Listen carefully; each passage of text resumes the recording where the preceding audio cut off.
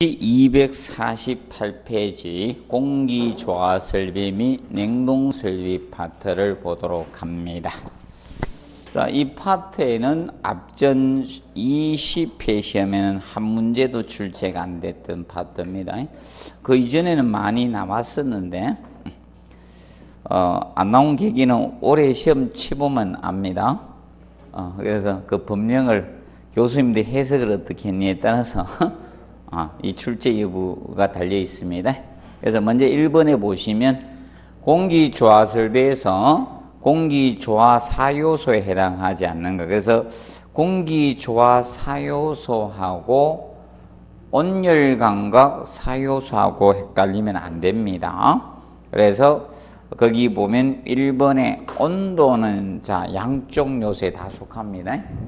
온열감각 4요소에도 온도, 기온은 속하고, 근데 복사열은 온열감각 4요소에는 해당이 되죠. 그런데 이 공기조화 4요소에는 복사열은 고려되지 않습니다. 그래서 공기조화 4요소는 온도, 습도, 기류 속도인 풍속하고 공기의 청정도 개념이 됩니다. 그래서 혼돈하지 않도록 해두시면 되겠습니다. 주의해 주십시오. 그래서 온열감각 4요소에는 복사열이 포함이 되지만 이 공기조화 4요소에서는 복사열이 고려되지 않습니다. 좀 주의해서 접근을 해 주시면 되겠습니다.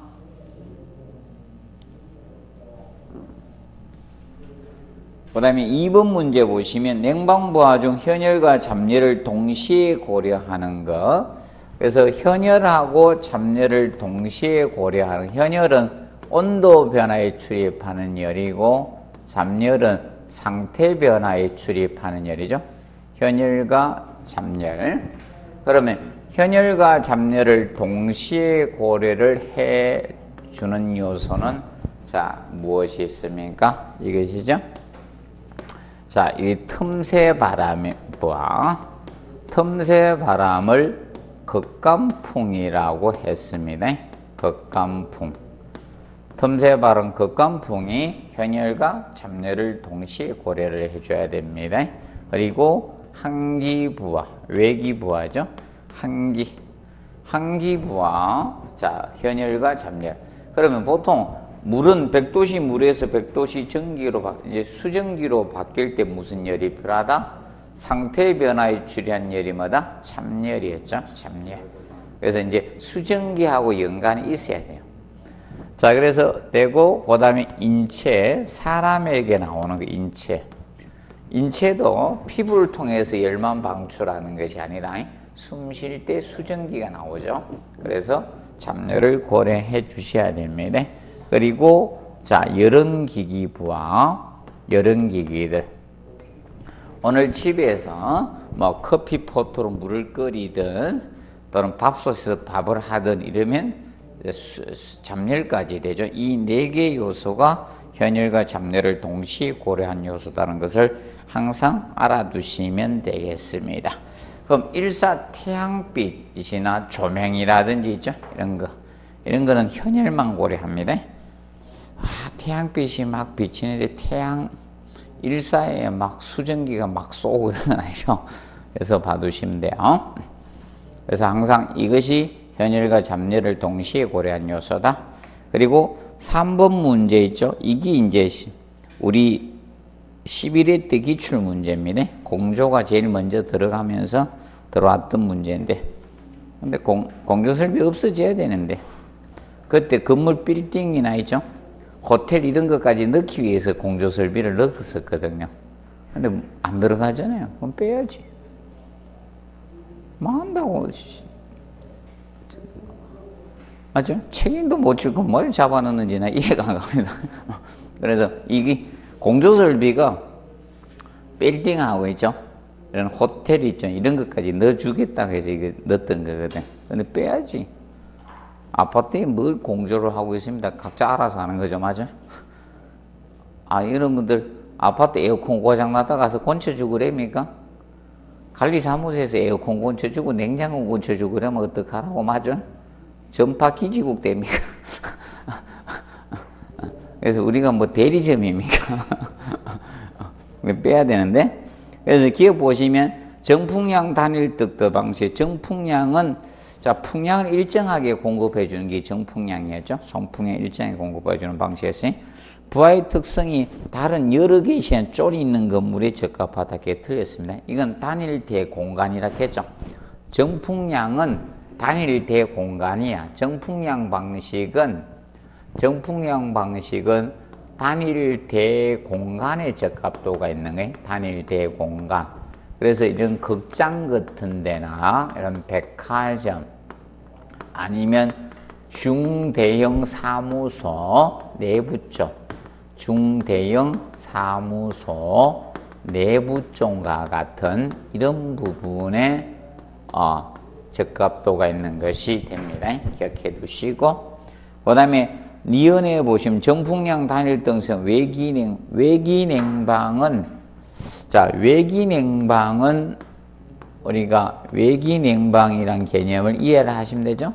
외기냉방은 차가운 외기죠. 차가운 외기를 엔탈피가 낮은 외기를 차가운 외기를 냉방에 활용하는 게 바로 외기냉방입니다. 에너지 절감 목적으로 쓰는 거죠.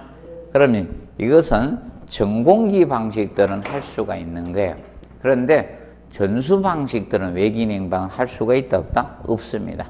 그래서 이제 외기냉방은 전공기 방식인데 전공기 방식은 할 수 있지만 전수 방식은 할 수가 없어요. 그러면 정풍량 방식은 전공기였습니까? 전수 방식이었다? 전공기 방식이었죠. 물을 이용하는 방식이 아니죠. 그래서 가능합니다. 그래서 니은은 맞는 지문이 되는 거예요. 그러면 여러분들 일단 이런 거 고를 때 있죠.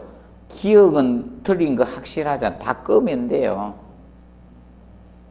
아니 많이 풀 필요도 없어요. 난 다 몰라도 풀 수 있는 방법을 가르쳐 주는 거예요. 그럼 기억 틀렸죠? 기억 있는 지문은 다 틀린 거야. 1번 맞죠? 4번, 5번은 이미 날아간 거야. 대상이 아닌 거예요. 그러면 니은 문제 풀으니까 맞죠? 와 모르겠거나 한 지문 하나 더 풀어보면 되는 거예요. 그래서 이제 니은에서 알아서 그냥 끝나는 거예요. 이건 더 이상 풀 필요도 없는 거예요. 그럼 니은 들어간 거 있죠? 자 그러면 기억 들어간 거 다 끝버리니까 2번하고 3번 중인데 맞죠? 니은이 맞잖아. 옳은 걸 모두 고르라 했기 때문에 맞죠? 2번도 답이 아닌 거예요. 바로 3번 바로 가면 되는 거야. 방식은. 시간을 단축하는 방법 이런 방법이 있어요. 왜? 모두 고르라 했으면요. 자기 확실히 공부했으면 다 지문을 안 풀어도 빨리 풀고 지나갈 수 있는 방법을 좀 가르쳐 드리는 겁니다. 이 기출 문제입니다. 이게. 그 다음에 디귿. 가변 풍량 단일 등의 개별 제어가 가능하고 칸막이 변경 부하 변동의 유연성이 있다 해서 맞는 지문이죠. 디귿 맞고. 그 다음에 리얼 가변 풍량 단일 등도 방 정풍량 단일 방식의 시스템이 간단하지 않죠.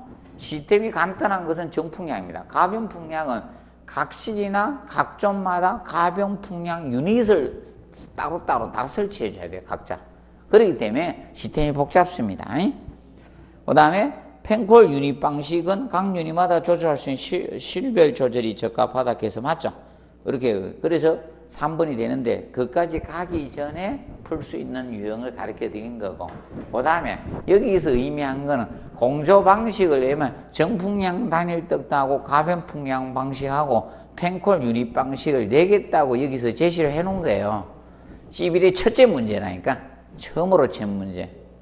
그래서 그 다음에 나온 게 가변 풍량 유닛 방식이 나왔습니다. 가변 풍량 단일 떡도 방식이 나온 겁니다. 그러면 왜 가변 풍량 방식이 나오네? 얘가 에너지 절약형이거든.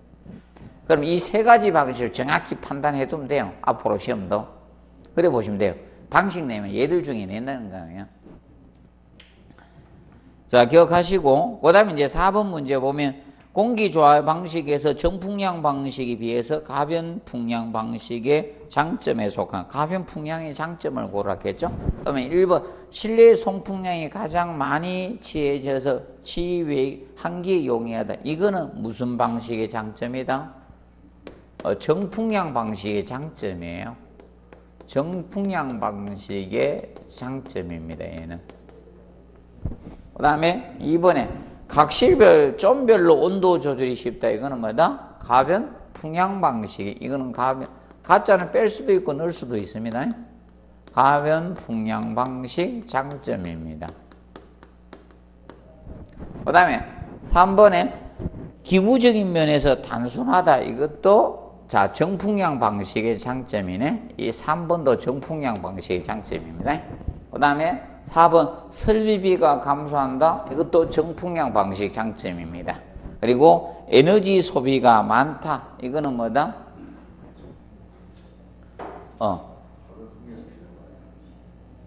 에너지 소비가 제일 많은 것은 이중덕도 방식입니다. 둘이 비교했을 때는 단일 정풍량이 좀 많고. 자, 그 다음에 넘겨보시면 5번에 자, 공조 방식 중 전공기 방식하고 전수 방식의 설명으로 옳은 것태가 나왔습니다. 전공기하고 전수 방식은 자, 이거죠. 하나는 공기를 자, 이겁니다.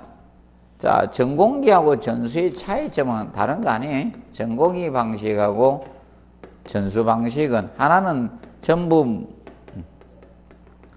공기를 온풍, 냉풍이하고 열매를 이건 물을 이용한다. 이게 전수 방식입니다. 그러면 일단은 외기 냉방은 누가 된다 했어요? 얘가 외기 냉방은 얘가 할 수 있는 거고 얘는 된다 안 된다? 안 되는 거예요. 외기 냉방은 얘는 안 돼. 전수 방식은. 전수 방식은 물을 공급하는 방식이라잖아요. 이건 공기 공급해 주는. 외기 냉방을 할 수 있는 겁니다. 자, 그리고 자 둘 중에 누가 한기는 자 실내 공기 오염은 적습니까? 그거죠? 이게 용이한 거예요. 한기예요. 그래서 이거는 한기에 용이한 겁니다. 얘가 용이합니다. 그런데 얘는 실내 공기 오염이 많아요. 실내 공기 오염이 얘가 적어요. 실내 공기 오염이 얘가 적은 거예요. 얘가 적고 얘가 커요. 그래서 이거는 별도의 한기가 필요해요. 이거는 별도의 한기 설비가 필요합니다. 설비가 필요한 것이 바로 이 전수 방식이 되는 거예요. 별도로 해줘야 돼요. 얘는 공기 자체를 만들어서 공급해 주니까 별도로 안 해줘도 돼요. 이 자체 한기 용이한 겁니다. 기억하시고, 그 다음에, 자, 얘는, 자, 이 전공기 방식은 공기를 공급하기 위해서 뭐가 필요하다? 덕터가 필요해요. 이 덕터가 필요하고, 그 반면에 얘는 뭐가 필요하다? 수배관이 필요한 거예요. 물을 공급하기 수배관이 필요한 거예요. 수배관이 필요해요. 얘는 덕터가 필요하고 얘는 수배관이 필요한 겁니다. 기억을 해 두시고 당연히 그러면 얘는 덕터 스페이스가 있어야 되죠? 이거는 배관만 아는 그 파이프 샤프트만 있으면 되는 거예요. 자, 그리고 5번에 보면 전수 방식은 고성능 필터를 사용할 수 자, 있어. 실내 공기 청정도가 높다는 거죠. 그죠? 그래서 얘가, 이게 고성능 필터 사용할 수 있는 거예요. 이거는 고성능 필터 사용할 수가 있고, 필터 사용합니다. 근데 얘는 고성능 필터 사용 못 해요. 얘는 고성능 필터 사용할 수가 없습니다. 필터 사용이 안 됩니다. 자, 그리고 송풍기가, 자, 얘는 송풍기 동력이 커요. 송풍기가 크다 보니까 송풍기 동력이 많이 들어가요. 얘는 소형 송풍기입니다. 팬이. 송풍기 동력이 적습니다. 얘는 팬이 작아요. 자, 팬콜 유닛 있죠? 거기에 싹 도는 거예요. 그래서 얘가 동력이 큽니다. 송풍기가 커요. 그래서 그렇게 보시면 돼요. 그리고, 그래서 이제 두 가지를 간단히 구분 좀 해 두시고, 그 다음에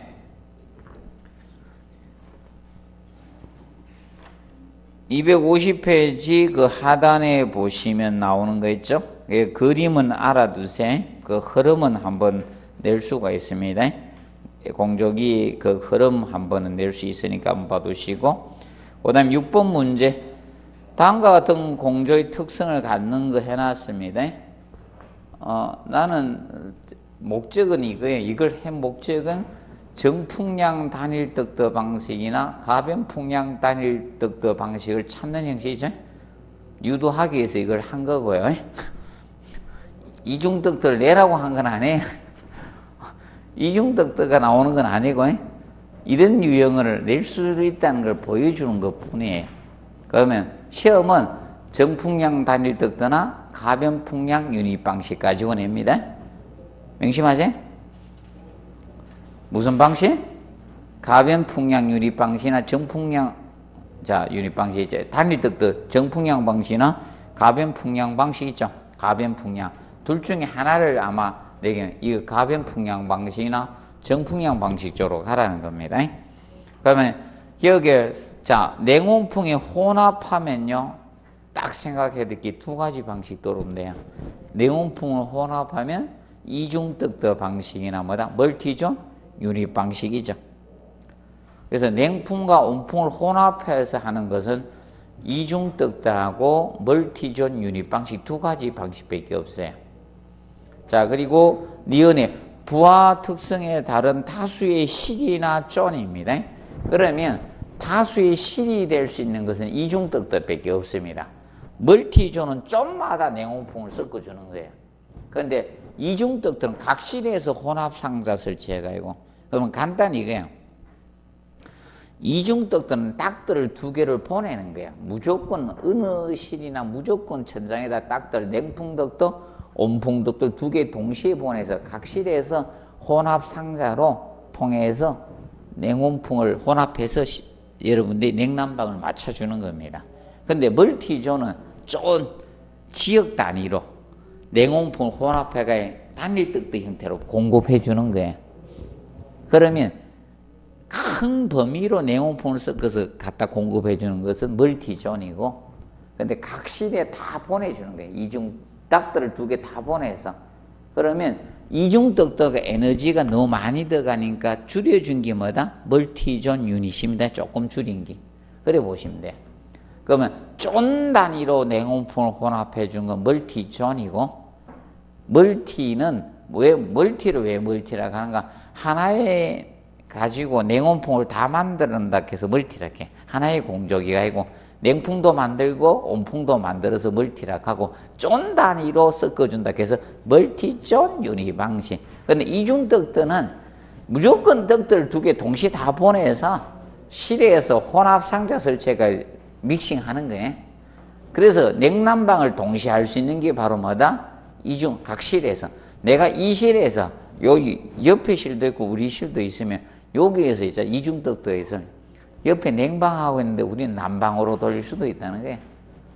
아, 나는 게을러가지고 밖에 나가서 운동은 하기 싫고 땀 좀 흘려야 되겠다. 이러면 어떻게 됩니까? 밖에 나가 두면 자동 땀 흘리는데 실 안에서 어떻게 온도 올리고 땀 흘릴 수도 있다는 겁니다. 그 이중득도입니다. 그래서 기억하시고, 그 다음에 냉난방을 동시에 할 수 있는 게 뭐다? 이중득도 방식입니다. 그러면 여러분들 정풍량 방식하고 있죠? 가변풍량 방식을 잘 기억하세요. 펜콜 유닛 방식 이런 거나 그거 중에 아마 나올 수 있어요. 그래서 펜콜 유닛 방식은 전수 방식이라고 했죠. 각 실에 소형 공조기를 설치해서 여름은 냉수, 겨울은 온수를 공급해서 팬이 돌아서 공급하는 게 펜콜 유닛 방식입니다. 펜콜 유닛 방식. 자, 그 다음에 7번 문제 보면 공기 조화 설비 계획 시 고려할 조닝 방법으로 옳은 거 나왔습니다. 자, 그러면 조명 방식 이런 건 없죠. 실의 그래서 조닝 방법 251회 하단에 보세요. 그 7번 문제를 볼 필요 없고 이 기출 문제예요. 7번 해설 보면 돼. 조닝 방법은 부하별이 있고 방위별, 사용 시간별, 사용 목적별, 이게 용도미, 실의 용도미네. 그리고 사용자별 이 5가지로 나눠집니다. 그리고 조닝 목적에 대해서 공부하면 돼. 조닝의 목적. 조닝의 목적은, 자, 공조의 조닝 목적은 바로 공조에서 조닝 목적은 에너지 절약입니다. 에너지 절약 목적으로 공조는 조닝합니다. 얘는 저게 아니에요. 주의하시기 바랍니다. 얘는 뭐 저런 걸 균등하게 해서 하는 게 아닙니다. 그럼 보통 급수나 급탕에서는 압력을 균등하게 해서 있죠. 압력을 적절히 압력 맞춰주기 위해서 하는 거고요. 틀립니다, 개념. 명심하세요. 기억을 해 두시고, 그 다음에 넘겨보면, 자, 8번에 중앙식 공기조화기에서 전열교환기. 전열교환기는 이겁니다. 한기는 하되 열을 해소하는 장치가 전열교환기예요. 자, 예를 들어서 겨울에 난방을 열심히 해놨는데 한기하면서 더워진 공기하고 확 섞어버리면 어떻게 됩니까? 에너지 손실이 되겠죠? 그래서 열을 해소하는 장치가 전열교환기가 됩니다. 에너지 절약 목적이에요. 전열교환기는 열 해수 장치라고 보시면 된다. 무슨 장치? 열 해수 장치. 그러면 열을 해소하는 이유는 뭐다? 에너지 절약 목적이죠. 자, 그리고 9번 문제 보시면 건물의 에너지 절약에 직접적으로 관계되는 내용이 아닌 건 알죠? 건물의 방위 관계있죠. 자, 건물을 남향으로 설계하느냐, 북향으로 설계하느냐. 이런데 북향이 있으면요, 에너지, 자, 이겁니다. 나는 냉방을 최소화해야 되겠다. 그러면 어디입니까? 북측에 북측이죠. 도로가 있으면, 도로가 이렇게 동서로 이렇게 가로지르고 있으면요, 동서로 가로고 있으면, 이거죠? 이 건물이 이렇게 있을 때, 여기를 점포로, 여기 점포 될 경우도 있잖아요. 맞죠? 맞아요? 점포로 위치가 틀려야 돼요. 내가 어느 가게를 하느냐에 따라서 점포가 여기 위치해야 되는 경우도 여기 위치해야 되는 점포가 있는 거예요. 맞죠? 이거 생각 없이 막 점포를 막 얻어요. 그런 사람도 있다니까. 그래서 망하는 거예요.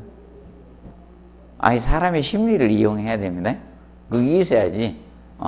그래서, 그러면, 여긴 태양열이 쫙쫙 들어올 거 아닙니까? 여기는 태양열 안 들어오고 틀리잖아요. 그래서 약간 틀려지는 겁니다. 그래서 간혹 가다가 이거죠. 겨울용품을 위주로 파는 데는 따뜻함을 유지해야 되죠. 그러면 그렇게 추운 데 있어도 되는 거야. 저기 입으면 따뜻해 보이겠죠. 그래서 약간 차이가 있는 겁니다. 그래서 여기 위치가 틀린 거. 그러면 예를 들어서입니다. 여기 있는 건물하고 여기 있는 건물하고 틀려져 보이죠. 방이 맞죠? 이거는 남쪽이고 이건 북쪽이잖아. 그럼 보통 북쪽에 건물을 지으면요, 일반적으로 태양열은 받아요, 못 받아요? 못 받죠? 태양열은 못 받아요. 그러면 에너지 손실은 좀 많은 에너지가 들어갈 수밖에 없는 거예요. 기본적으로. 그러면 여름에 냉방에는 유리하지만 난방에는 불리해지는 거예요. 그래서 이 방이 영향을 주고, 그 다음에 건물의 외벽 면적, 외표면적 영향을 줍니다. 자, 그러면 면적이 최대한 적어야 돼요? 많아야 됩니까? 적어야 돼. 표면적이 많으면 에너지 손실입니다. 그래서 여러분들 이겁니다. 자, 겨울에는 절대 이렇게 안 한다. 맞죠? 겨울에 추우니까 어떻게? 움츠린다. 그걸 항상 기억하시면 됩니다. 맞죠? 그래서 곰이 이제 겨울잠 들어 되게 엄청 멀쩡하죠? 엄청 지방 찌워놓고 들어가서 맨날 잔다고 에너지 소비 최대한 줄이세요. 그 기술을 인간도 배우면 좋은데. 또, 맞죠? 인간도 동면 기술 조금 몇 개월 동안 안 먹고 이렇게 잘 수 있고 이러면 참 좋은데. 계속 살아야 되나? 그 다음에 이제 적절한 공조 조닝이 에너지 절감 목적 되죠. 그래서 소음이 방진하고는 관계가 없죠. 그리고 본래 효율 등급이 에너지 효율 기계 좋은 거 써주면 되죠. 영향을 줍니다. 그 다음에 이제 10번 보시면 자, 다음 공조 방식 분류에서 전공기 방식이 아닌 거 되죠. 바로 3번의 펜콜 유닛 방식이 뭐다? 전수 방식입니다. 펜콜 유닛 방식. 그래서 11번 문제 보면서 봅시다. 펜콜 유닛 방식은, 자, 이것이 펜콜 유닛 방식이에요. 11번에. 자, 펜콜 유닛이 전수 방식인데, 자, 소형 공조기를 각실의 창문 아래에다, 각실의 창문 아래에 설치해 놓은 거예요. 창문 아래에. 아래 요걸 배치, 소형 공조기로 해놨는데, 여기 뭐가 들어갔다? 팬이 들어가 있는 거, 팬하고. 팬이 뭐예요? 송풍기잖아요. 그래서 여기 코일을 갖춘, 코일만 있는 게 아니고, 뭐 더 있어야 돼요? 전동기도 있어야지. 모터 해야 되죠. 모터를 뭐라 합니까? 모다 해야 되죠. 옛날 분들. 모다라는 소리 못 들어봤어요? 많이 들어봤죠? 모터를 모다 해야 됩니다. 일본식으로. 그래서 이제 그거 갖춘 거면 이 펜콜 유닛을 갖춘 소형 공조를 설치하고, 자, 중앙기계실에서 물을 공급을 해주는 거예요. 중앙기계실에서, 자, 이 배관을 통해서 물을 공급해 주는 거예요. 물. 온수나 냉수를 공급해서. 그럼 겨울철은 따뜻한 물 보내줘서 붙이는 거예요. 그래서 이제 병원에 입원실 같은 데 가면, 이렇게 창가에 이렇게 앉아보고 거기서 바람 나오는 거 있죠. 밑에. 그럼 그거는 이겁니다. 펜콜 유닛 방식이라 보시면 사무실 같은데. 하여튼 창가 밑에서 뭐 이런 밑에서 바람이 쑥 나오면 이겁니다. 바로 펜콜 유닛 방식. 그러면 각 실마다 이것을 자니까 개별제 할 수 있죠. 그래서 1번에 각 실 유닛마다 조정할 수 있는 개별 제어가 가능하다. 그 다음에 장내 부하의 증가에 대해서 펜콜 유닛 증설만 용이하게 계획할 수 있는 겁니다. 소형 공조기 들고 들어가고 배관만 배관되면 되니까. 그 다음에 세 번째, 다수 유닛 분산 설치 유지 관리는 곤란 어려워진다는 겁니다. 분산되면 항상 기억하지. 유지 관리층은 분리해져. 자, 그러면 보통 집중되면 유지 관리는 용이해지는데 분산되면 유지 관리는 어렵다. 이렇게 보시면 됩니다. 그 다음에 소량의 송풍으로 능증 고성필드 사용하기가 힘들다 했습니다. 그 다음에 중대형 사무소의 내부 쪽에 극장 이런 데 사용하는 공장 이런 데 사용마다 정풍량 방식이죠. 단일 떡도 정풍량 방식의 특징이고, 그리고 펜콜 방식은 전수 방식이기 때문에 실내 공기가 오염이 많아요. 그래서 자주 환기를 해줘야 돼, 인위적으로. 전수 방식은. 기억해 두시고. 그 다음에 이제 흡수식 냉동기에 대한 설명을 옳은 것에 대해서 흡수식 냉동기는, 자, 흡수식 냉동기는 보통 공조용으로 사용되는 냉동기가 흡수식 냉동입니다. 얘는 냉동용은 안 됩니다. 흡수식은 냉매가 물이기 때문에 그래. 냉매가. 흡수식 냉동기는 냉매를 무엇을 쓴다? 물을 이용하는 겁니다. 물. 흡수식 냉동기는 여러분들이 보통 저는 큰 건물들이 있죠. 빌딩 같은 큰 건축물에 있죠. 공조용으로 사용되는 겁니다. 그래서 공장 이런데. 그래서 이제 흡수식 냉동기는 냉매가 물이에요. 냉동기는 냉매가 물입니다. 냉매가 물이에요, 물. 물을 씁니다. 그럼 거기 R12 나오죠. R12는 프레온 가스입니다. 얘가 프레온 가스입니다. 옛날에 압축식 냉동기에 썼던 거예요. R 시리즈로 나가면 이건 가스입니다. 가스. 그 다음에 압축식 냉동기에 비해서 소음이 적습니다. 그러면 흡수식 냉동기하고 압축식 냉동기하고 비교하면, 그래서 냉매 개념이 차이가 있으면, 이건 R 134A나 이런 거 씁니다. 자, 그리고 우리가 기억하실 때, 그럼 2번에 보시면 적어놨죠? 자, 압축식 냉동기의 소음 진동은 누가 적습니까? 소음 진동은? 얘가 적죠? 얘가 적고 소음 진동은 얘가 커요. 압축식 냉동기가 소음 진동은 큽니다. 압축식이. 자, 그리고 냉동 사이클이죠. 냉동 사이클적인 측면. 흡수기, 그 다음에 재생기, 그 다음에 응축기, 그 다음에 정발기 순으로 사이클 돌아가면 돼. 그런데 압축식 냉동기는 압축기, 그 다음에 응축기, 그 다음에 자 팽창 밸브, 정발기 순으로 사이클 돌아가면 돼. 정발기. 이 사이클로 돌아갑니다. 사이클은. 그리고 구성 요소는 이거 같죠? 그리고 실제 냉동 냉각이 이루어지는 건 똑같아요. 냉동 냉각은 동일하게 어떻게 된다? 여기 정발기에서 이래. 정발기에서 냉동 냉각이 이루어져요. 이것도 정발기에서 냉동 냉각이 이루어집니다. 그런데 방열은 여기 있습니다. 압축식 냉동의 응축기, 여기에서 열을 방출합니다. 방열을 합니다. 그리고 이것도 응축기에서 방열이 기본적으로 됩니다.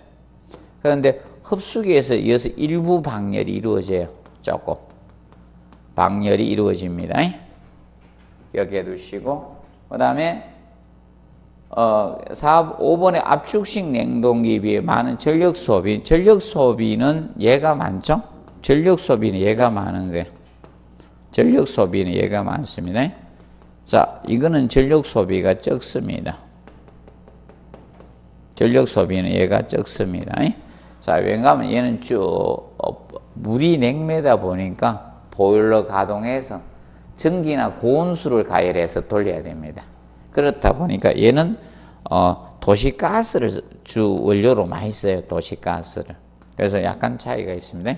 그리고 누가 냉각탑이 크다? 냉각탑은 흡수식. 얘가 냉각탑이 커요. 이게 냉각탑이 커요.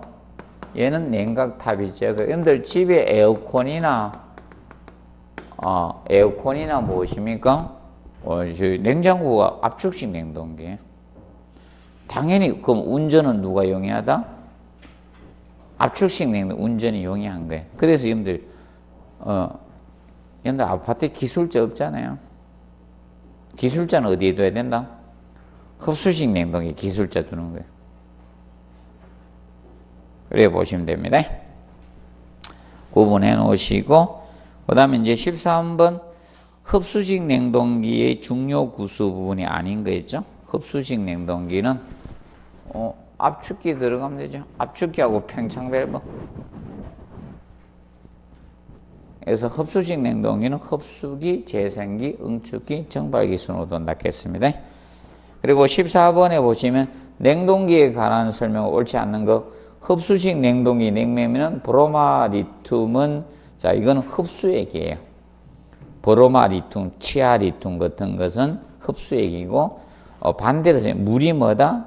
자 저거죠 냉매입니다.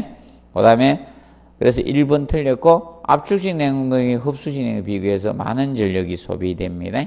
압축식 냉동, 흡수식 냉동에 비교해서 냉각이 이루어지는 것은 뭐다? 정발기에서 이루어지고 그 다음에 압축식 냉동기의 4대 구성은 압축기, 정발기, 응축기, 팽창 밸브 맞죠?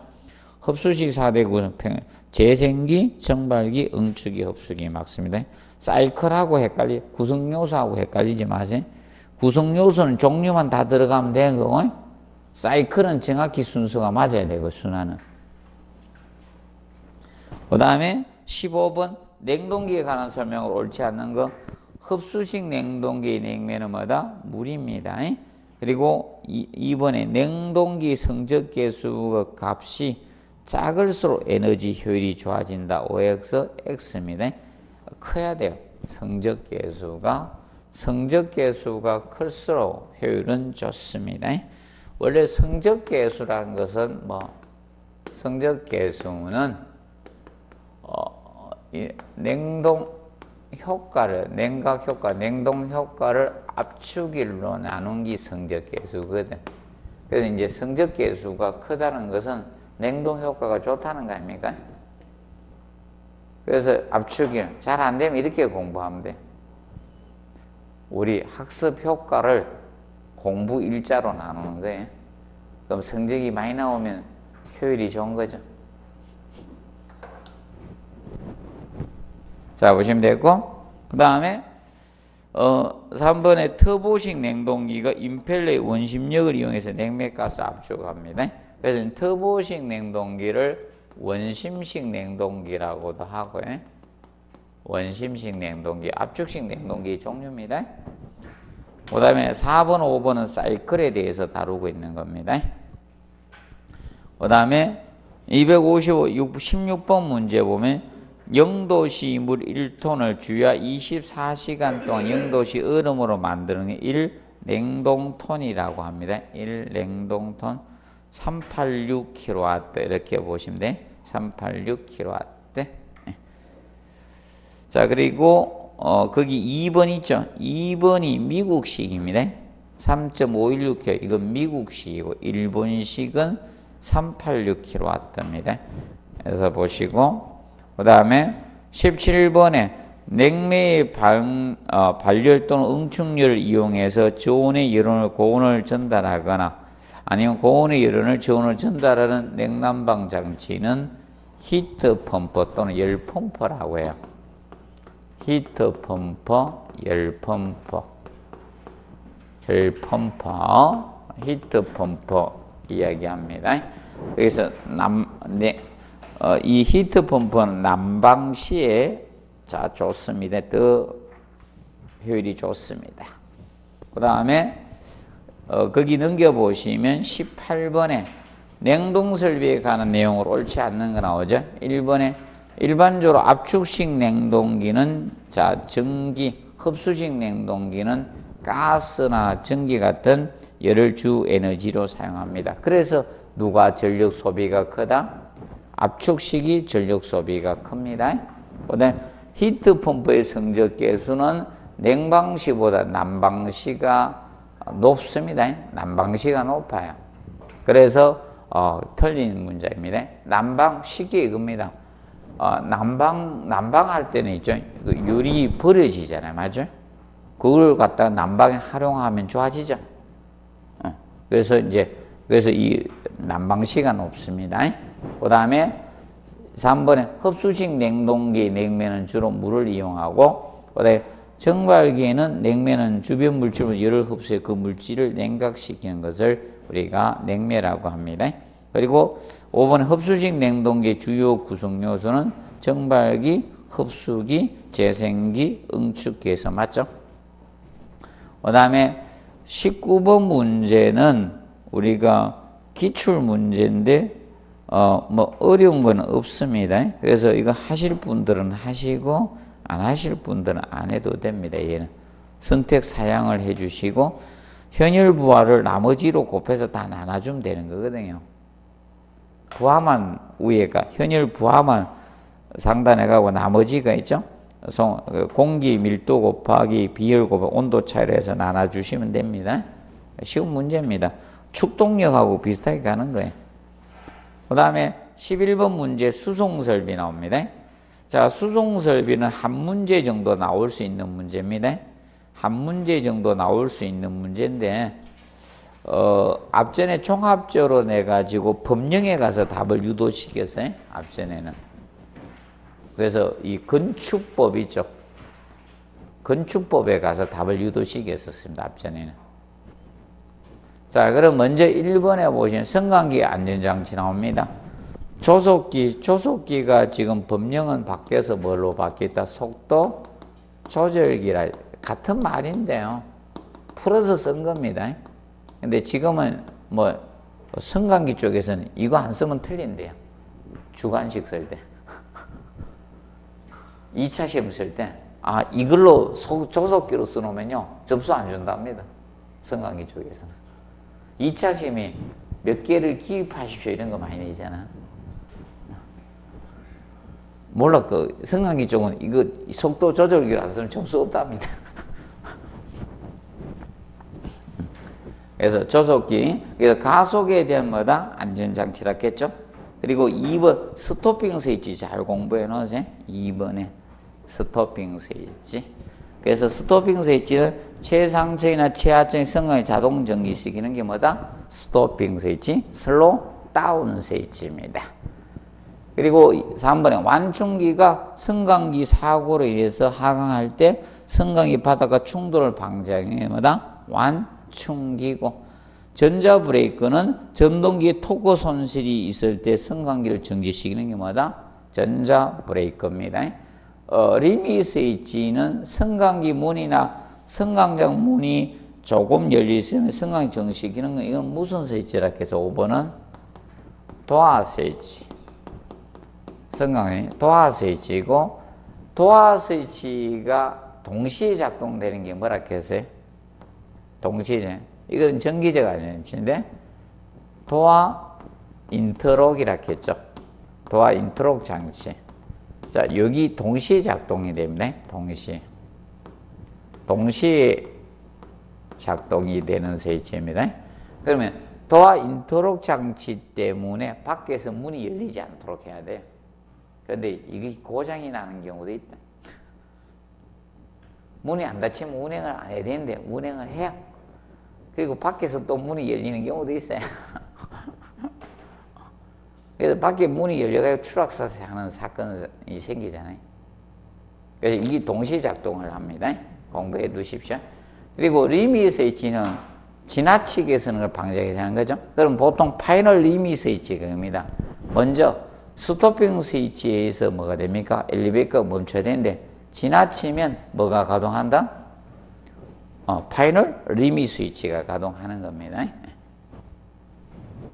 기억을 해 놓으시면 되겠습니다. 그래서 스토핑 스위치 있죠? 잘 공부해 놓으세요. 스토핑 스위치. 그리고 이거 도어 스위치하고 도어 인터록 스위치 있죠? 작년에 지문은 냈죠? 그래도 또 재작년에 냈구나. 19회 때. 그 다음에 2번 문제 보시면 엘리베이터의 안전장치에 속하지 않는 것 해놨습니다. 엘리베이터의 안전장치는, 자, 출입문은, 자, 잠금장치는 안전장치 맞죠? 전자브레이크, 균형추는 안전장치가 아닙니다. 이건 건상기에 해당이 돼요. 건상기. 엘리베이터를 구동, 움직이는 데 필요한 장치를 뭐라 한다? 건상기라 해요. 균형추는 카운터웨이트로서 기본적으로 이겁니다. 자, 무게를 줄여주기 위해서 이거죠. 그냥 전동기로 막 끌어올리면 힘들잖아. 로프 맞죠? 그래서 어떻게 합니까? 반대편에 추가 있어야지. 있어야지 부하를 줄여줄 수 있죠. 그래서 균형추는 보통 이렇게 갑니다. 승강기, 자, 원래 이 승강기 전체 중량에다가 적재인은 있죠? 그게 2분의 1 정도, 왠가 만땅 탈 수도 있고 적게 탈 수도 있죠. 그래서 카의 중량에다 최대 적재 중량의 절반 정도로 봐주면 돼요. 왠가 하면 여러분들 이거죠? 이게 왜 이렇게 해주는가 하면 이거죠. 확 최대 적재 중량을 해버리면 어떻게 됩니까? 참, 1인당 인원이 내년부터는 바뀝니다. 올해까지는 그대로 65kg가 되고 내년은 75kg로 늘립니다. 상향됩니다. 사람의 몸무게 늘었는데 옛날 그걸로 한다고. 그건 아니죠. 그게 살찐 사람만 살찐 거지. 아니, 이게 실제 이겁니다. 조정해놔서 그래요. 그 승강기 면적에 최대 적재 중량이 못합니다, 사실. 그걸 모르고 바보들. 그걸 줄여놔서 그래요. 안전을 위해서 여기저기 삑 소리가 나는 거지. 원래 만 원이 될 수가 없어요. 맞죠? 농담 삼아서 이랬는데 막 8층에서 만 원 딱 와 8만 원이네. 10층에 10만 원이. 실제로 그 면적만큼 면적에 다 못 들어가요. 스펀지에서 실험했잖아. 다 적재 중량이 탈락하면요, 사람을 위에 좀 들어 올려야 돼요.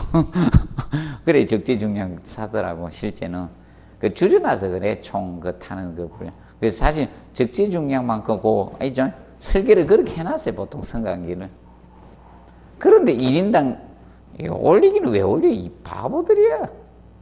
생각도 없이 삐 굴리니까, 이제 적재 중량 늘린다 캐. 에이구. 1인당 기준을 늘린대. 75kg. 보시고, 필요 없는 건데. 내년부터입니다. 자, 그 다음에 3번에 엘리베이터의 안전장치 중 정기적 안전에 속하지 않는 것. 그래서 주 접속기나 전자브레이크나 슬롯다운 스위치. 슬롯다운 스위치가 뭐다? 스토핑 스위치. 완충기 있는데, 그 다음에 시험을 내는 거는요, 완충기가 기계적 안전장치잖아. 슬롯다운 스위치 가겠다라고 해놨거든. 이거 기출 문제입니다. 슬롯다운 스위치, 스토핑 스위치로 가겠다 해놨는데, 저한테 이미 들통이 나가지고 아직 안 내고 있어요. 근데 냅니다. 올해 시험 정도가 딱 알맞는 것 같아. 잘 공부해 놓으세요. 자, 그리고 4번은 제가 이런 유형을 했고 실제 시험 문제 약간 다르게 나왔습니다. 조속기에 대해서 냈습니다. 안전장치. 그러면 일정 이상의 속도의 브레이크 안전장치를 작동시키는 기능을 하고 사전에서는 속도 이르면 스위치가 작동해서 다시 속도 상승할 경우 로프의 제동이 걸립니다. 그러면 건상기 전원을 차단시키겠다는 거야.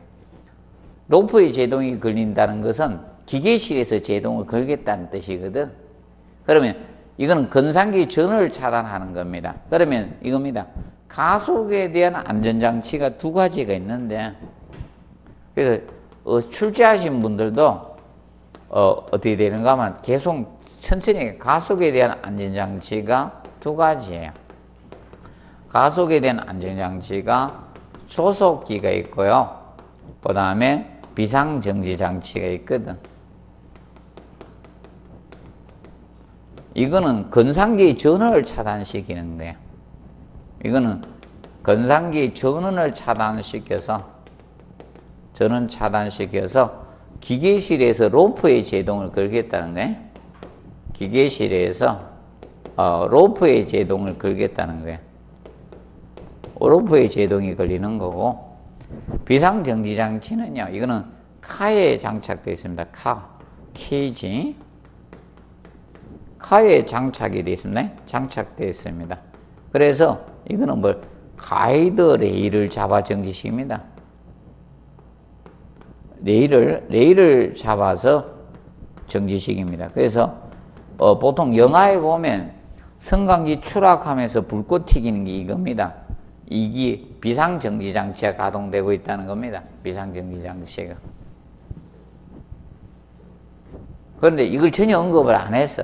그럼 천천히 가겠다는 게. 그럼 아니면 이렇게 문제를 냈어요. 다음 중 가속에 대한 안전장치 조합으로 옳은 것은 이렇게 낼 수도 있고요. 문제를 건 엄청 많아요.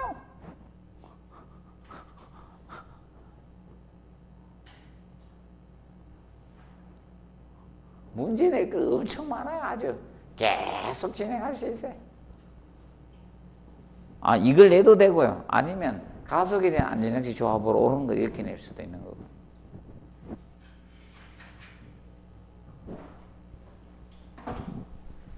자, 그 다음에 5번에 다음 엘리베이터에 대한 설명 중 옳지 않는 것 해가지고 나옵니다. 엔진형이 옳지 않는 것. 그러면 저속도는 엘리베이터는 45m 이하를 저속. 자, 그럼 왜 저속도를 썼는가 하면요. 이분들도 내려니까 이겁니다. 저속만 맞고요. 고속이나 중속이나 이런 초고속도는요. 건축 체계는 다 틀려요. 나도 알고는 있는데 일부러 안 바꿔놓습니다. 내지 말라고. 외우면 힘드니까. 왜 그런가 하면 여러분도 있죠. 지금 속도가 엄청 빨라지고 있잖아. 맞죠? 자, 제1롯데월드 550m입니다. 높이가. 그까지 올라가려고 하면 어떻게 됩니까? 엄청난 속도의 성관계가 필요하겠죠. 맞죠? 1분이 안 걸리잖아. 그거 올라가는데 1분이 안 걸려요. 그럼 엄청난 속도의 성관계라는 겁니다. 그래서 저속만 기억하십시오. 시중에 나와 있는 우리 책들은 전부 다 지금 안 맞아. 성관계하고 안 맞게 편제가 돼 있어. 지금 현재. 그래서 저속만 시험을 낼 수 있고요. 중속, 고속을 내기가 힘들어요. 초고속 이런 거는. 고고속, 속도 빠른 것은. 왜 그런가 하면요. 안 맞게 돼 있어요. 지금 현재. 아는데 가르쳐 주지는 않습니다. 나도 그대로 가고 있어요. 내지 말라고. 근데 공부할 게 내년부터는 한번 고려해 볼 겁니다. 바꿀까 지금 생각 중입니다. 그 전까지는 안 바꾸고 가만히 있어요.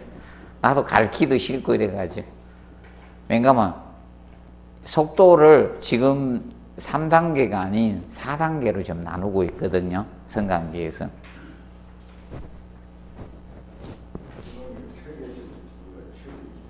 네? 아닙니다. 성관계는 미국 업체가 잘 만듭니다. 성관계 발명도 미국 업체에서 했고요. 그게 제일 잘 만듭니다. 예, 우리나라가 잘 만드는 게 아니고요. 왜냐하면 실험실이 그만큼 좋아야 되거든. 오티스 가보면 실험실이 엄청 잘 돼 있습니다. 실제로 막 성관계 부숴보고 그럽니다. 추락도 시키고 일부러 추락을 시킵니다. 안전장치가 얼마나 잘 되나. 그래서 실제 해봅니다. 로프도 절단해보고 막 이럽니다. 우리나라에 그럴 용기가 없거든요.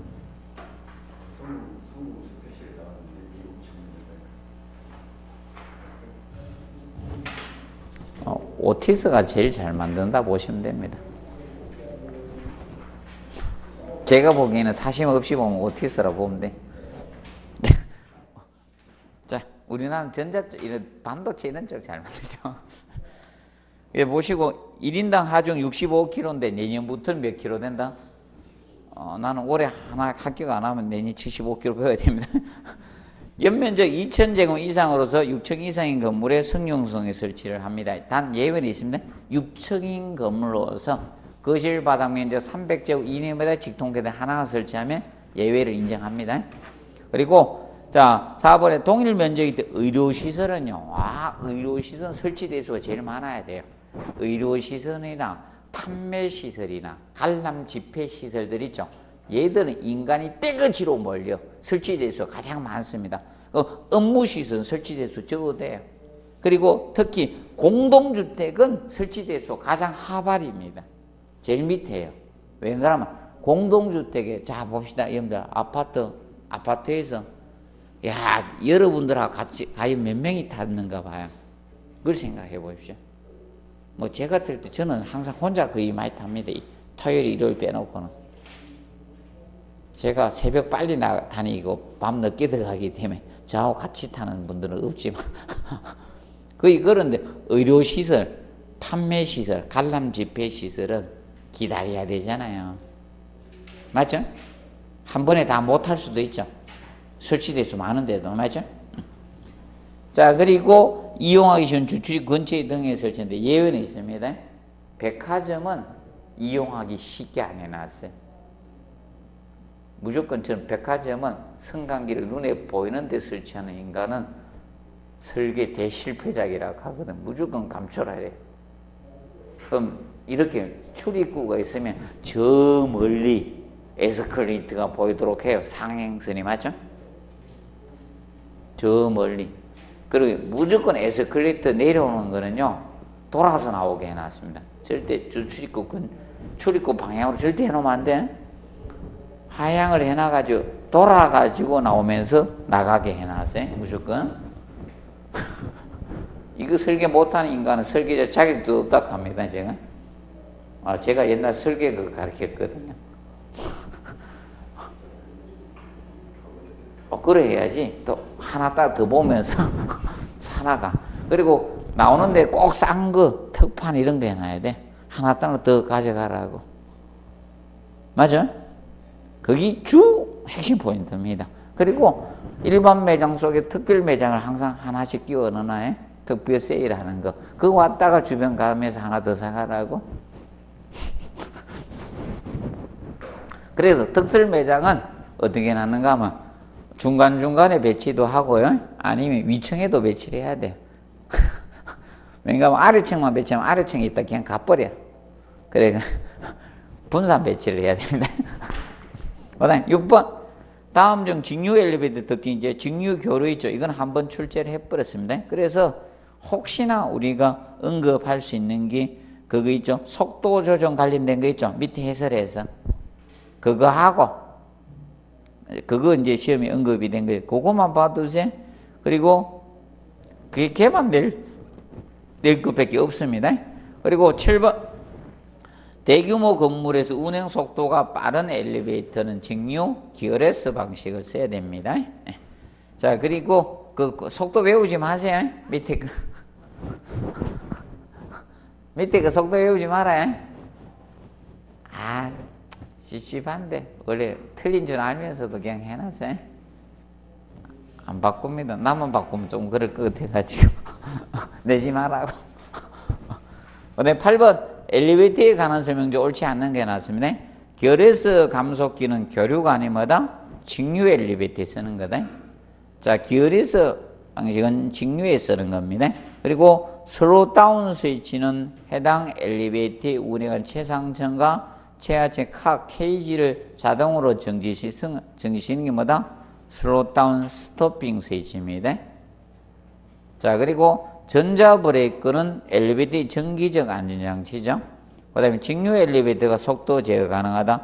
그래서 유일하게 4번 지문밖에 안 쓴 거예요. 이게 기출문제입니다, 얘가. 근데 도화 인터록 장치가 엘리베이터의 기계적 안전장치인데, 근데 명심하세요. 도화 인터록은 기계적 안전장치고, 도화 스위치가 정기적 안전장치. 그러면 문이 조금 따나 열렸을 때 엘리베이터를 구동하지 않도록 하는 것마다 도화 스위치이고, 도화 인터록 장치에서 밖에서 문이 열리지 않도록 하는 거예요. 하니까 요걸 써줬습니다. 시험문에 냈던 거예요. 이게 19회 때 기출 문제입니다. 자, 그러면 이겁니다. 이리 갈 가능성이 있어요. 잘하면 도화 인터록. 자, 밖에서 문이 열리지 않도록 하는 게. 자, 그래서 잘 보세요. 이걸로 갈지 2번으로 갈지 모르겠습니다. 둘 중에 아마 하나로 갈 겁니다. 올해 시험에. 잘 봐놓으세요. 자, 그리고 넘겨보시면 9번에 아파트와 같이 도중층으로서 상승하는 성격이 적은 건물이 적용되면 상승 중 호출이 있어도 정지하지 않고 최고 호출 응답은 반영해서 하는 방식이 뭐다? 하강 승합 자동 방식이 됩니다. 그럼 아파트는 이겁니다. 지하층이나 1층에서 목적층에 가거나 목적층에서 1층이나 지하층으로 내려오잖아요. 맞죠? 차 모는 분들은 지하층으로 다 내려올 거 아닙니까? 맞죠? 그렇기 때문에 얘는 여기서 하강 승합 자동 방식을 써주고 있습니다. 그러면 승합 전 자동 방식, 모든 호출에 다 응답을 해주는 게 뭐다? 승합 전 자동 방식이야. 아, 그럼 짜증나요. 누가 짜증나요? 타고 있는 사람 계속 열려. 나 빨리 내려가야 되는데, 맞아? 그리고 단식 자동 방식이 바로 이거죠. 단식 자동 방식은 하나의 호출이 종료할 때까지 다른 호출에 응답을 안 하는 게 단식 자동 방식이야. 그럼 얘가 운행 속도는 제일 빠릅니다. 왜? 안에 탄 사람이 위주예요. 그러면 승합 전 자동 방식은 누르는 사람 위주로 한 거죠. 무조건 누르면 다 써줘야 되는 거예요. 그래서 아파트 간혹 가도 이거예요. 아파트에 이런 경우 있죠. 깜빡해가지고 핸드폰 본다고 타고 목적층은 안 누르니까 이상하게 막 사람이 타고 있죠. 내가 눌렀는데 닿긴 닿는데 목적지는 안 올라가 내려가다 또 올라오는 사람도 있고 맞죠? 간혹가다 그런 경우 많아요, 안 많아요? 또 전화 받는다고 했죠? 전화 받는다고 전통하다 안 눌러가 또 올라갔다 내려갔다 하는 사람도 있죠? 보시면 되고, 그 다음에 263페이지 홈 네트워크 설비 있죠? 여기서부터는 잠깐 휴식하고 하도록 하겠습니다.